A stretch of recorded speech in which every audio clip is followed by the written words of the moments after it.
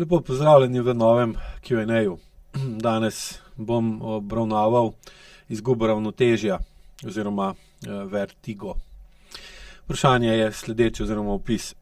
Že več kot 15 let se občasno soočam z izgubo ravnotežja, ki običajno traja le nekaj sekund. Najhuje je, ko se zjutraj ob zasuku glave pojavi občutek močnega vrtenja. Ker je to trajalo le trenutek, sem to težavo dolgo ignorirala. Lansko poletje pa se je stanje poslabšalo. Cel dan sem imela občutek izgube ravnotežja, ki ga je spremljalo bruhanje in sem morala celo hoditi po štirih. Naslednje 3 mesece sem se z blažjimi simptomi spopadala vsakodnevno. Zdravnica je diagnozo opisala kot vertigo, posledico premikanja kristalčkov v notranjem ušesu in je priporočila vaje ter tablete za hude primere. Težava se je ponovno pojavila in že 2 meseca se soočam z občasnimi vrtoglavicami. Blaga oblika pomeni, da izgubim občutek za prostor, vendar s prisilnim izvajanjem vaj izguba ravnotežja mine. Ob tem čutim rahel pritisk v ušesu, vendar brez piskanja ali slabšanja sluha. Menim, da je do tega pripeljalo več dejavnikov, vključno z dihalnimi vajami, ki sem jih izvajala pred začetkom težav in stresom v službi. V službi sem se kot vodja težko soočala z napovedanimi spremembami, ki so me čustveno obremenjevale. V zadnjem letu sem redno izvajala dihalne vaje in meditacije, želim pa razumeti in odstraniti vzrok težav. Leva polovica glave je še posebej obremenjena, saj zasuk glave v levo najpogosteje sproži simptome. Prepričana sem, da lahko zdravje izboljšam s pravilnimi vajami, dihanjem in ustrezno prehrano. Zato bi bila hvaležna za dodatne informacije o vertigu in nasvete iz vaših izkušenj. Skozi AIQ oči, če pogledamo to stanje, je v bistvu glavni razlog prisilna usmerjenost v desno. Se pravi, da ženska oseba je zaradi preteklih izkušenj, vzgledov, tako matere kot očeta, tudi sestre, tete, stare mame ali pa kakšne druge ženske osebe, ki je imela na njo dovolj močan vpliv, spoznala ali pa ustvarila odločitev, da bo se vedla bolj po moško, se pravi, da bo šla bolj po moški poti, kar tudi nakazuje položaj vodje, za katero je v bistvu potreben primeren agresiven odnos do življenja, primerno močna želja po napredovanju, razvoju, dvigu, kar pa seveda osvojitvi višjega položaja, lahko rečemo tem tako, kar pa seveda, za kar je pa bolj primeren moški način delovanja, se pravi desna stran telesa in leva stran možganov, kot pa ženski. In zdaj s tem povezujem to, da zasuk glave v levo najpogosteje sproži simptome in ko zasukamo glavo v levo, pogledamo v žensko stran, na žensko, na levo, v žensko vedenje, kar pa seveda, če ima oseba v svoji preteklosti močen odpor ali slabo izkušnjo z ženskim vedenjem, seveda običajno je to bilo zaradi pretirano močnega moškega in neučinkovitega, nezrelega moškega vedenja, agresivnega vedenja, kjer je recimo videla babico, mamo, teto ali koga druga, ki je veliko pomenil, da bi bilo bistveno bolje iti, če bi bila bolj odločna, bolj močna, bolj direktna, bolj moška. In seveda, da ne ponavlja napak prednic, se oseba lahko hitro obrne bolj v moško smer vedenja, uporablja bolj desno stran telesa in levo možgansko polovico, kar seveda pelje do večje ambicioznosti, boljših rezultatov, večje pridnosti, manjšega vpliva ženskega, potem z odraščanjem vedno bolj materinskega dela telesa, ki pa seveda z napredovanjem v službi in poslovno uspešnostjo ne gre dobro skupaj. Zaradi tega, ker pač ženska, če se odloči investirati svoj čas, svoje znanje, svoje recimo resurse v otroka, in seveda potem manjka teh istih dobrin ali pa časa in energije za poslovno uspešnost, razen če ne sedi na dveh stolih, kar je pa potem običajno ni dobro ne za posel, ne za otroka. In v tem vidim najbolj to dinamiko, ki jo opisuje v opisu, da ko zasuka glavo v levo, se sproži vrtoglavica, kot da bi telo hotelo povedati, da če bo pogledala v levo, da se ji obeta podobna izkušnja kot nekom iz njene preteklosti, od česa se ji lahko recimo dobesedno zavrti v glavi. Seveda so tukaj še drugi vzroki, ampak glavni je ta, ker zdaj tako, če oseba dejansko stoji na nestabilni podlagi, recimo, da bi recimo zdaj, ko je močna burja v Dalmaciji, šli s trajektom, ne vem, iz Splita na Brač, bi zaradi visokih valov bila tla, na katerih bi stali na trajektu, upravičeno nestabilna in realno nestabilna, in seveda bi prišlo zaradi spreminjanja podlage tudi do premikanja kristalčkov v notranjem ušesu in zaradi tega pa lahko pride do vrtoglavice, slabosti, morske bolezni, ki te v bistvu da bruhaš, in te postavi na vse štiri, tako kot je bilo recimo lani polet pri gospe, ki je to vprašanje poslala. Ampak v tem primeru ne bo noben postavil diagnozo vertiga, ampak bi vsak rekel, imaš morsko bolezen, zaradi tega, ker si pač v realnem okolju bil na nestabilni podlagi. Zdaj nekaj čisto drugega pa je, če ta oseba dejansko stoji na trdnih tleh, na kopnem, se pravi tla so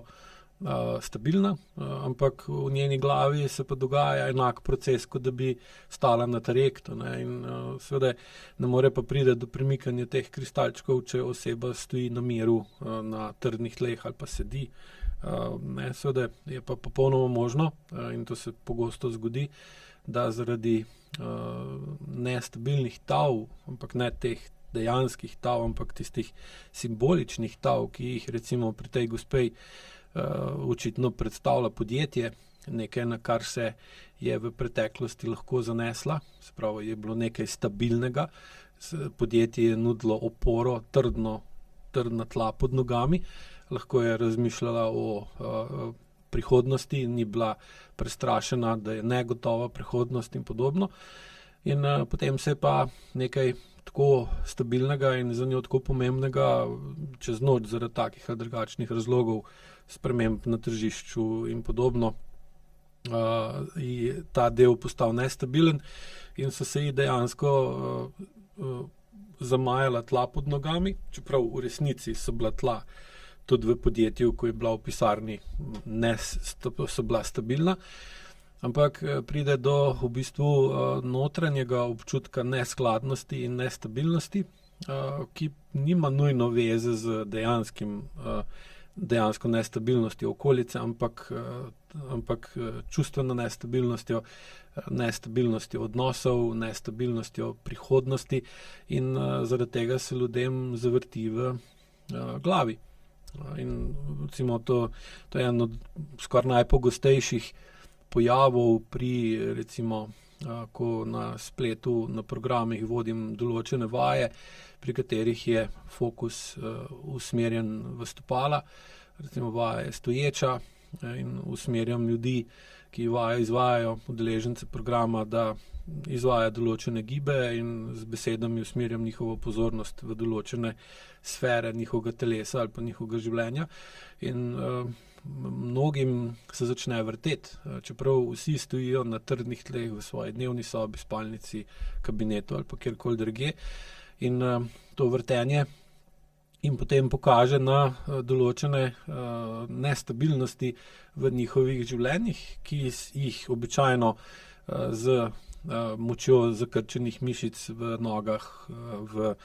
v trupu, v prsnem košu, ramenih, vratu držijo pod nadzorom in v bistvu imajo občutek, da so stvari v redu, da so stvari predvidljive pod nadzorom. Seveda pa vedno znova naletimo na to, da nam določena novica, določen pogled, določena slika, določen tekst, določene besede, ki jih slišimo, spodnesejo tla pod nogami in se nam naš svet, ki je še par minut nazaj bil trden, sesuje kot hiša iz kart. In taki dogodki ali pa potrebnost potem, da smo stabilni, da ne začutimo notranje nestabilnosti, dvomov vase ali pa v druge, vodijo v to, da imamo zakrčeno telo, da smo trdi zaradi tega, da ustvarimo, da zmanjšamo pretoke teh energij in ustvarimo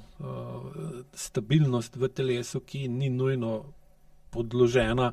ali pa ne stoji na dejanskih trdnih tleh naših odnosov in medsebojnega zaupanja, ampak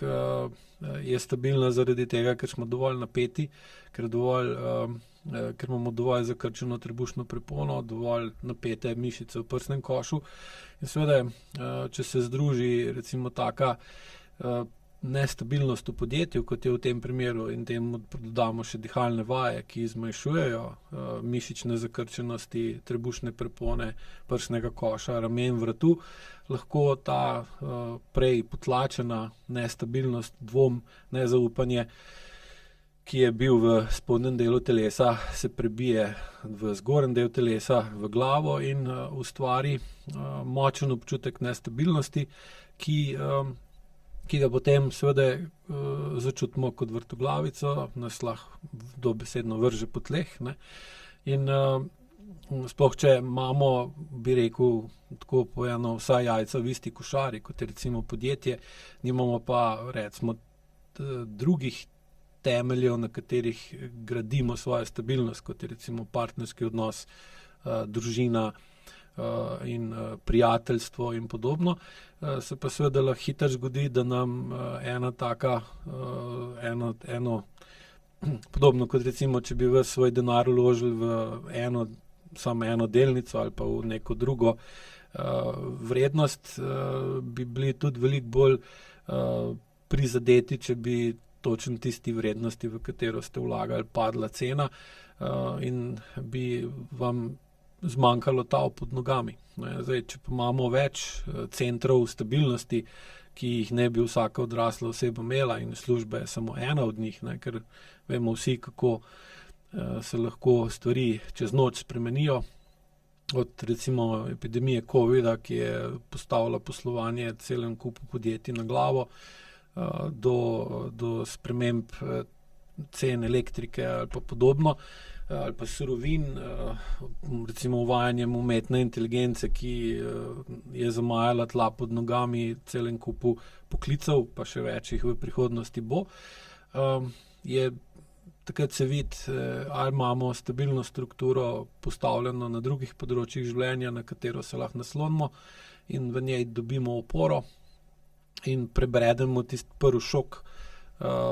in dobimo dobro, kvaliteten nasvet, kvalitetno pomoč prijatelja, partnerja, starša, otroka, kogarkoli pač, ki je sposoben trezno razmišljati in nam iskreno pomagati. In v takem primeru je izguba stabilnosti na enem področju življenja, lahko tudi recimo diagnoza, ki nam podre načrte za prihodnost in podobno, bistveno manjša. In z uporabo AEQ-ja se v bistvu teži ravno k tem, da z dvigom čustvene zrelosti in čustvene učinkovitosti ustvarimo več stabilnih platform, na katerih imamo možnost najti oporo, zaupanje, medsebojno povezanost in seveda smo potem manj odvisni od dogodkov na določenem področju življenja. Tem recimo pri AEQ-ju stres testi, ki pridejo v vsako življenje, pri vsaki osebi prej ali slej, in več, ko imamo, boljšo, ko imamo povezavo z drugimi ljudmi, bolj, ko smo mi zaupanja vredni in nam seveda drugi zaupajo, hkrati pa lahko mi zaupamo njim, manjša je verjetnost, da se nam bo zavrtelo in da bomo imeli kronične težave.